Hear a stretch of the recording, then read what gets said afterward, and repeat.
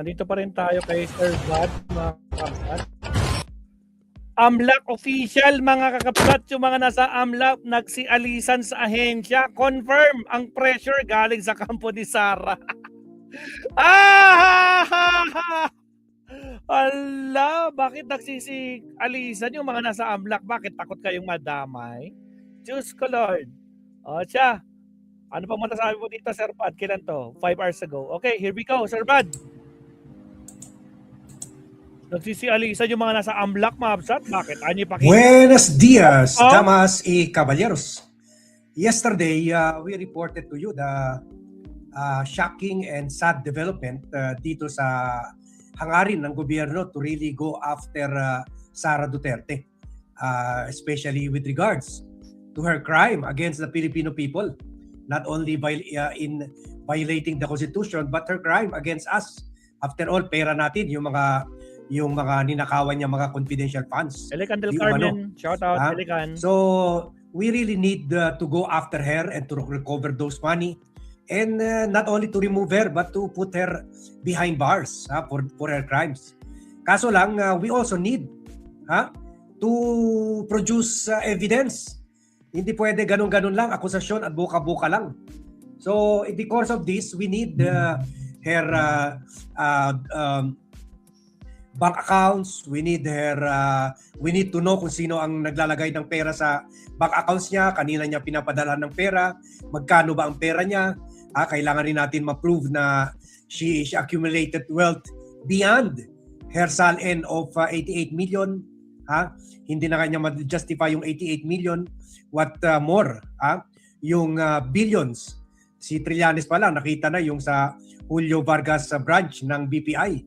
Meron in 2016 pa to, meron sila 2 billion, pero hanggang ngayon hindi pa natin na nakikita yung complete bank record ukol diyan, or wala pang binibigay sa atin ng ABLAC. So kaya parang totoo talaga yung hinala natin or yung conclusion natin, may pressure talaga ang kampo ng especially nung time na yun at kahit ngayon, kasi yun siguro, tinatakot siguro yung mga bank officials, pati na itong AMLAC. In fact, as we reported earlier, si Boying Remulla na mismo, si Ombudsman Boying Remulla has raised concern na since he took office as Ombudsman last year, nahirapan na sila to get any document, to get any bank record from AMLAC.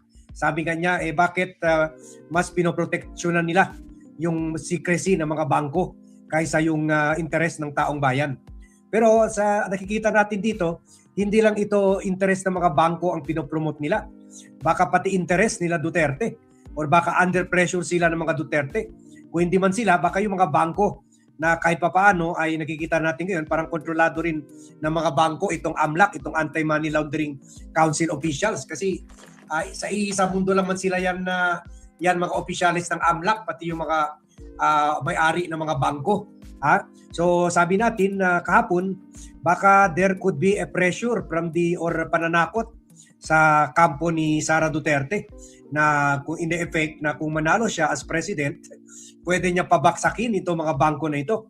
Kaya ayaw nila maipit sa kaguluhan na ito, kaya hindi nila nilalabas yung mga bank records at wala rin baka pati yung AMLAC rin ay under pressure, kaya hanggang ngayon wala pa na ilalabas ng AMLAC. Remember, hindi lang kailangan ng ombudsman yung back records ni Sara dahil sa impeachment complaint sa House. Yung ombudsman mismo is initiating investigation dito sa ill-gotten wealth ni Sara Duterte, dito sa violation of the SALN law, of her statements, assets, liabilities, and net worth.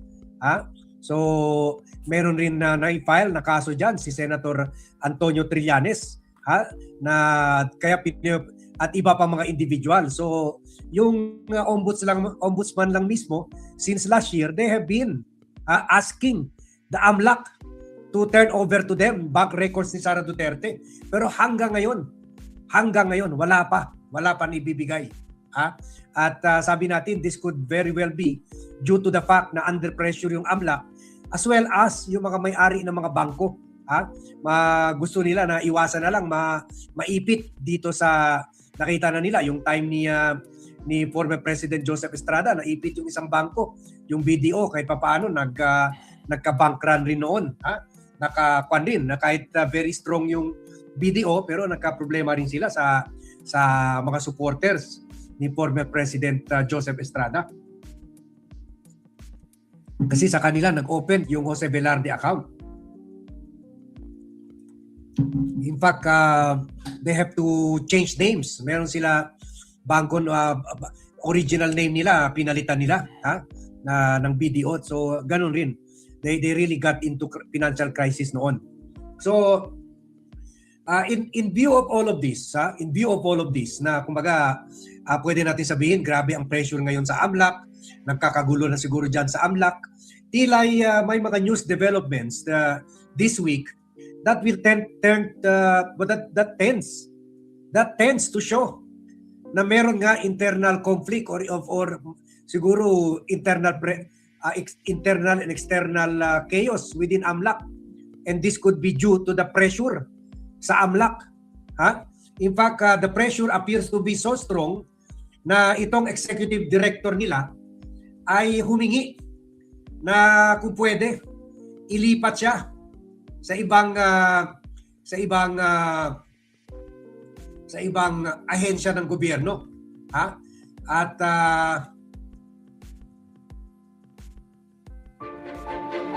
narangan tayo, Ma'am Sat. Again, sa mga bagong pasok, tsaka Team Replay, huwag kalimutan mag-like and subscribe, mga kakabsat. At yun, nag-request yung executive director na si Matthew David na kung pwede, in the height itong lalo na yung after yung na-approve na yung issuance of Duces Tecum sa ibang mga ahensya, at lahat nag-aabang kung ma-issuean ba ng subpoena Duces Tecum sa AMLAC. Hindi nangyari yun. So, kumaga wala pa nga na-issuean na Duces Tecum, nagkakagulo na sila at umalis na. Nag-request na itong si Matthew David na kung pwede ilipat siya sa ibang ahensya.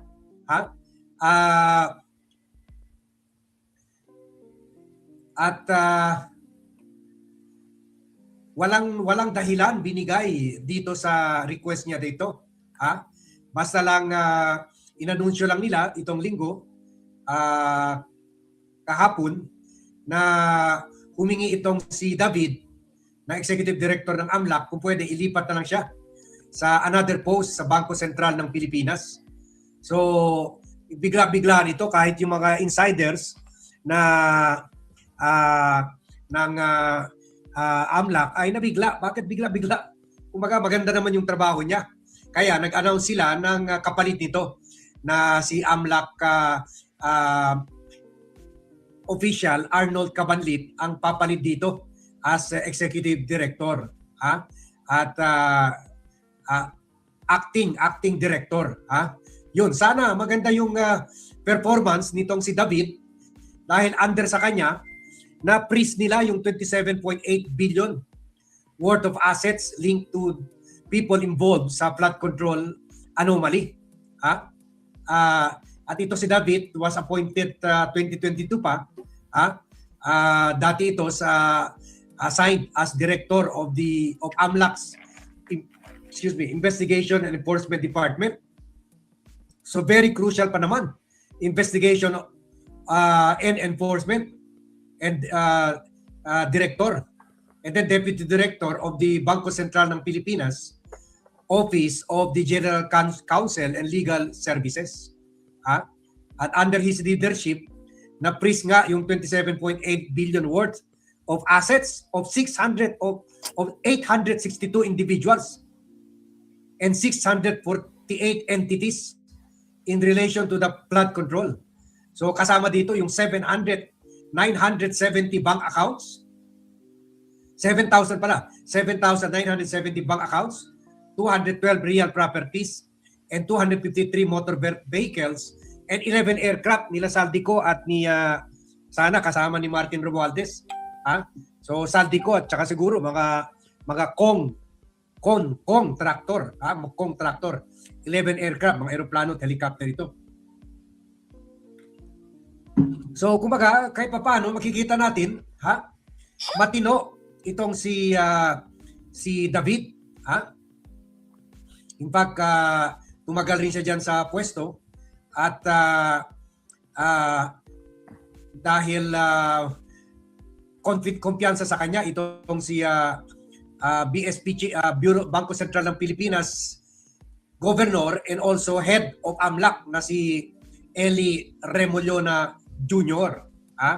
So ano kaya? Bakit bigla nagpari-assign ito sa pwesto?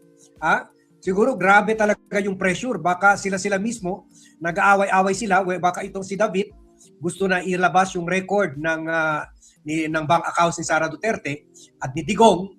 At syempre, pwede rin kung may joint account kay Baste, kay Pulong, dapat ilabas rin yan, lahat ng mga accounts na yan. Pero this is not a good news for us, Scottish Pinoy. Thank you for supporting the BAT team. Thank you very for understanding yung need namin ng mga independent vloggers. By the way, meron pala ako pinapalo na vlog, Monday morning coffee thought something.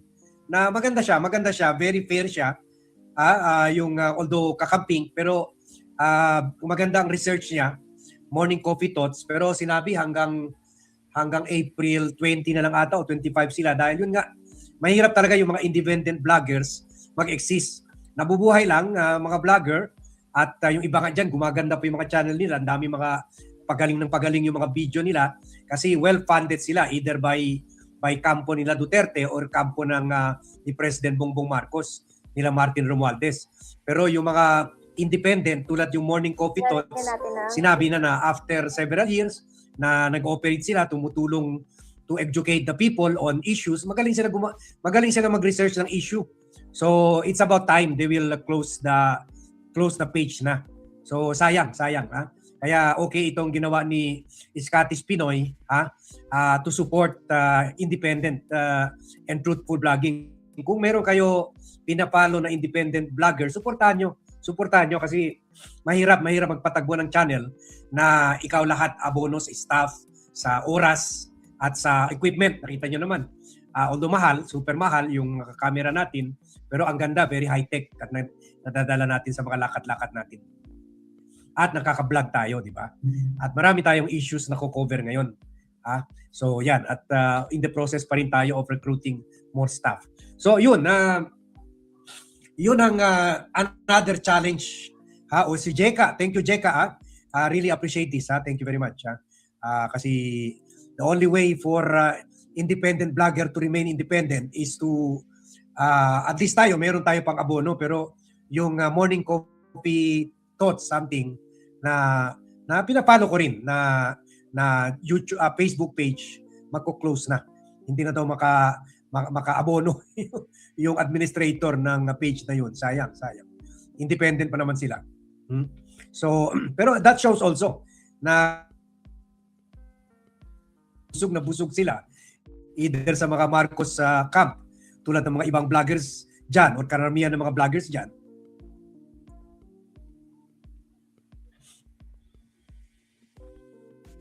Kopi ko Blanca, di lang creamy, gentle din sa tummy. Switch na!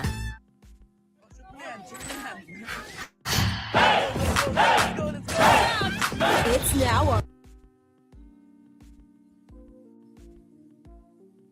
Okay, parang nawala tayo. Sadali, check ko Parang nawala tayo. Medyo do you still see me? Parang nagka-unstable yung pa natin dito, signal. Taga Norte, shout out Kabsat. Shout out sa iyo, Kabsat, taga Norte. Number 40 na siya, Mabsat. Baka naman.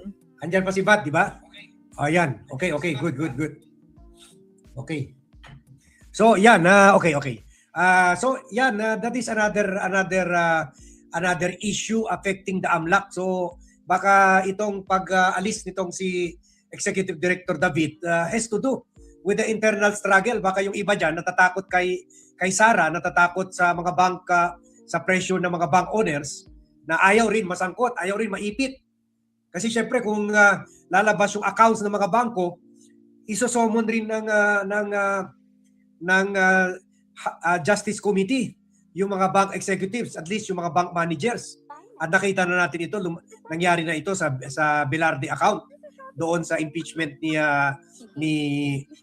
former President Joseph Estrada. At yung initial na nilabas na 2 billion account ni former Senator Antonio Trillanes na nagluloko talaga. Ano kayong problema natin? Sandali. O sige, mukhang okay na. Okay. Okay naman dito sa akin, sa monitor ko. Okay. So, yun, syempre, talaga, as a consequence, wala nang lusot. As a consequence na kung nalabas yung mga record ng mga bank accounts ni Sara, syempre, tatawagin rin yung mga bank executives para to testify na totoo ito mga bank records. They have to testify to the truthfulness of the bank records. Nangyari rin yan sa BPI dahil sa kanila nakalagay yung account na 2 billion nila Sara Duterte. So, yun, in short, hindi pa smooth going itong mga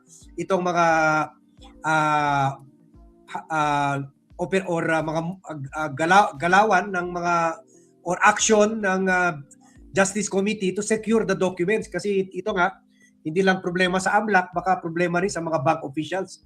Kaya i-share nyo itong vlog, makakatulong rin yan sa BAT team. I-share nyo itong vlog, i-like nyo itong vlog para mapunta ito sa mga bank owners, maging kumita na kayo sa bayan, kumita na kayo sa amin. I-exercise nyo naman yung sense of patriotism. Dapat nga, hindi na kailangan dumaan sa AMLAC, kayo mismo.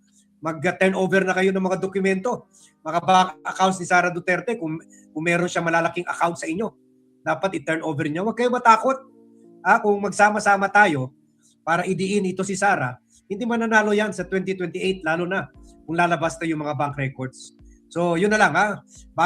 We will be keeping watch dito sa mga developments sa AMLAC at saka sa Ombudsman. At syempre, dyan sa Justice Committee. And we'll be giving you updates on this. Siguro we have to end now. Medyo unstable yung signal. Baka bago tayo mawala.